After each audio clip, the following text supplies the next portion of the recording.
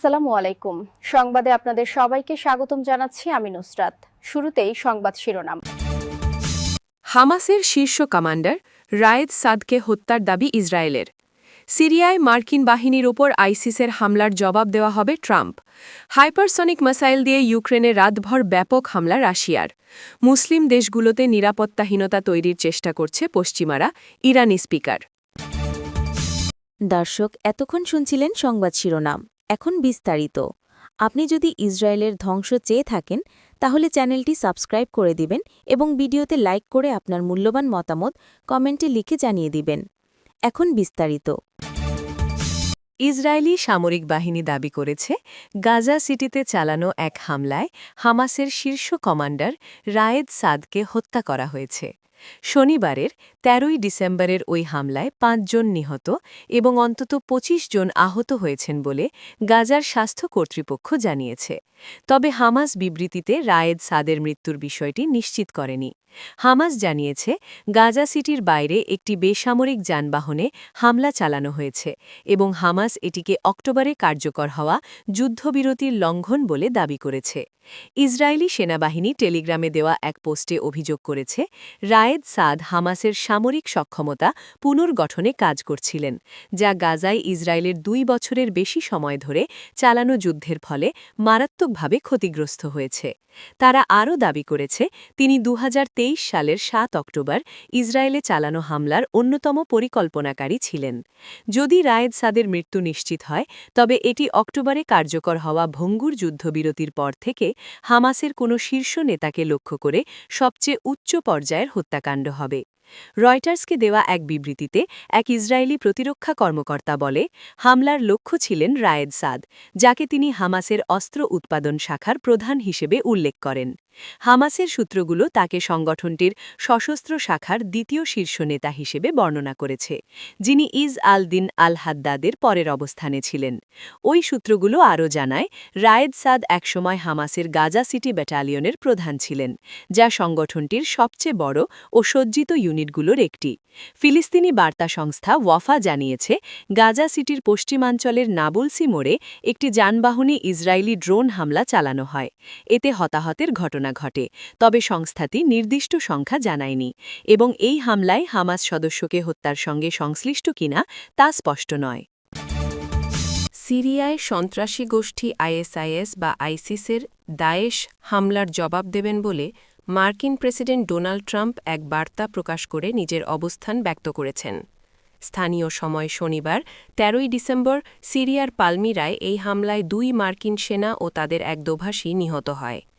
তুরস্কের রাষ্ট্রপরিচালিত সংবাদ সংস্থা আনাদোলু এজেন্সির খবরে বলা হয়েছে, ট্রাম্প বলেছেন, আমাদের সেনাদের ওপর আইএসআইএসের হামলার জবাব আমরা দেব। যদি মার্কিন বাহিনীর ওপর আবারও হামলা হয় সেটার জবাবও আমরা দেব।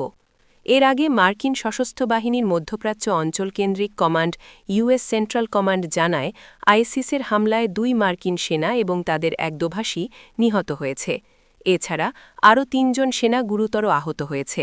সেন্টকম আরও বলেছে বন্দুকধারীকে শনাক্ত করে তাকে হত্যা করা হয়েছে। ১ বছর আগে সিরিয়ার প্রেসিডেন্ট বাশার আল আসাদের পতনের পর এটিই প্রথম কোনো হামলা যাতে মার্কিন বাহিনীর প্রাণহানি ঘটল। সেন্টকম সামাজিক যোগাযোগ মাধ্যম এক্সে দেওয়া এক পোস্টে জানায় হামলাকারীকে পাল্টা অভিযানে হত্যা করা হয়েছে। পেন্টাগনের নীতিমালা অনুযায়ী নিকট আত্মীয়দের না জানানো পর্যন্ত নিহত সেনাদের পরিচয় প্রকাশ করা হবে না। এই ঘটনার পর যুক্তরাষ্ট্রের প্রতিরক্ষামন্ত্রী পিট হেগসেথ এক্সে দেওয়া পোস্টে বলেন হামলাকারীকে হত্যা করা হয়েছে। তিনি হুঁশিয়ারি দিয়ে বলেন, জেনে রাখুন, বিশ্বের যে কোনো প্রান্তে আমেরিকানদের ওপর হামলা হলে আমরা আপনাকে খুঁজে বের করব এবং হত্যা করব। এর আগে সিরিয়ার রাষ্ট্রবার্তা সংস্থা সানা জানায় পালমিরার কাছে হোমস প্রদেশে যৌথ টহলের সময় সিরীয় নিরাপত্তা বাহিনী ও মার্কিন সেনাদের লক্ষ্য করে গুলি চালানো হয়। ঘটনার পর দেইর আজদর দামেস্কো মহাসড়কে সাময়িকভাবে যান চলাচল বন্ধ রাখা হয় এবং এলাকায় সামরিক বিমান টহল দেয়। সানা আরও জানায় আহত ব্যক্তিদের ইরাক সীমান্তের কাছে আল তানফ ঘাঁটিতে মার্কিন হেলিকপ্টারে করে সরিয়ে নেওয়া হয়েছে। বার্তা সংস্থা এএফপিকে নাম প্রকাশ না করার শর্তে এক সিরীয় নিরাপত্তা কর্মকর্তা জানান, পালমিরার একটি সিরীয় ঘাঁটিতে সিরীয় ও মার্কিন কর্মকর্তাদের মধ্যে বৈঠক চলাকালীন গুলির ঘটনা ঘটে। শহরের এক প্রত্যক্ষদর্শী জানান তিনি ঘাঁটির ভেতর থেকে গুলির শব্দ শুনেছেন। আইএস বিরোধী অভিযানের অংশ হিসেবে যুক্তরাষ্ট্র 1 দশক ধরে সিরিয়ার উত্তর পূর্বাঞ্চলে সেনা মোতায়েন রেখেছে। সেখানে কুর্দি নেতৃত্বাধীন বাহিনীকে সহায়তা দিচ্ছে ওয়াশিংটন। 2015 সালে সিরিয়ায় সামরিক শক্তির চূড়ায় থাকায় আইএস পালমিরা দখল করে নেয়। প্রায় 10 মাস পর শহরটি তাদের হাতছাড়া হয়। ওই সময় আইএস পালমিরার বহু প্রাচীন নিদর্শন ধ্বংস করে এবং কিছু স্থানে প্রকাশ্যে গণহত্যা চালায়। 2018 সালে সিরিয়ায় আইএস পরাজিত হলেও তারা এখনও ভূখণ্ড নিয়ন্ত্রণ ছাড়াই বিচ্ছিন্ন হামলা চালিয়ে যাচ্ছে। এদিকে 14 বছরের রক্তক্ষয়ী গৃহযুদ্ধের পর দেশ পুনর্গঠনের চেষ্টা চালালেও সিরিয়া এখনও নিরাপত্তা ও অর্থনৈতিক সংকটে রয়েছে। ইউক্রেনের সামরিক শিল্প ও জ্বালানি স্থাপনাগুলো লক্ষ্য করে রাতভর ব্যাপক হামলা চালিয়েছে রাশিয়া। মস্কো বলছে এসব হামলায় কিনঝাল হাইপারসোনিক ব্যালিস্টিক মিসাইল ব্যবহার করা হয়েছে। শনিবার 13 ডিসেম্বর রুশ প্রতিরক্ষা মন্ত্রণালয় জানায় রাশিয়ার বেসামরিক স্থাপনাগুলোতে ইউক্রেনের পূর্বের হামলার জবাবে এসব পাল্টা হামলা চালানো হয়। মন্ত্রণালয়ের বিবৃতিতে বলা হয়, রাশিয়ান ভূখণ্ডে বেসামরিক স্থাপনাগুলোতে সন্ত্রাসী হামলার জবাবে সশস্ত্র বাহিনী রাতারাতি স্থলভিত্তিক ও সমুদ্রে নির্ভুল অস্ত্র, কিনঝাল এবং দূরপাল্লার মনুষ্যবিহীন বিমানবাহী যান ব্যবহার করে ইউক্রেনের সামরিক শিল্প খাত এবং তাদের জ্বালানি স্থাপনাগুলোতে বিশাল হামলা চালিয়েছে। হামলার লক্ষ্য অর্জন করা হয়েছে, সমস্ত নির্ধারিত লক্ষ্যবস্তুতে আঘাত করা হয়েছে। রাশিয়ার প্রতিরক্ষা মন্ত্রণালয় আরও জানায়, গত 24 ঘণ্টায় সমস্ত ফ্রন্টলাইন এলাকায় রাশিয়ান বাহিনীর সঙ্গে যুদ্ধে ইউক্রেনীয় সেনাবাহিনী প্রায় 1355 জন সৈন্যকে হারিয়েছে। ইরানের পার্লামেন্ট স্পিকার মোহাম্মদ বাগের গালিবাফ বলেছেন, পশ্চিমা দেশগুলো স্বাধীন ও মুসলিম দেশগুলোতে নিরাপত্তাহীনতা এবং উত্তেজনা তৈরি করতে চাইছে। শনিবার 13 ডিসেম্বর তেহরানে সফররত ইথিওপীয় স্পিকার তাগেস চাফোর সঙ্গে সাক্ষাতে তিনি এই মন্তব্য করেন। তিনি বলেন, যেসব দেশ একে অপরের সঙ্গে সৌহার্দ্যপূর্ণ ও বন্ধুত্বপূর্ণ সম্পর্ক স্থাপন করেছে তাদের একসাথে দাঁড়ানো এবং দ্বিপাক্ষিকভাবে সহযোগিতা করা উচিত। তিনি আরও বলেন, আফ্রিকান অঞ্চলগুলোতে বিশেষ করে সুদানে নিরাপত্তাহীনতার মূল কারণ হল জায়নবাদী সরকার। তারা অর্থাৎ ইসরায়েল কেবল আফ্রিকায় নিজস্ব স্বার্থ অনুসরণ করছে।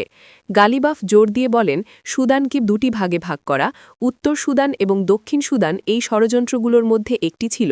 এর অনুরূপ ঘটনা গাজা, সিরিয়া এবং ইয়েমেনেও দেখা যায়। উদীয়মান অর্থনীতির ব্রিক্স গ্রুপে ইরানের যোগদানের প্রসঙ্গে তিনি বলেন, ব্রিক্সে যোগদানের পর থেকে ইরান ইথিওপিয়ার মতো ব্লকের দেশগুলোর সঙ্গে সম্পর্ক সম্প্রসারণের চেষ্টা করেছে। ইরান এবং ইথিওপিয়া তাদের অর্থনৈতিক সহযোগিতা এগিয়ে নিতে ব্রিক্সের সক্ষমতা ব্যবহার করতে পারে। আপনি যদি আমাদের চ্যানেলে নতুন হয়ে থাকেন তাহলে চ্যানেলটি সাবস্ক্রাইব করে দিন।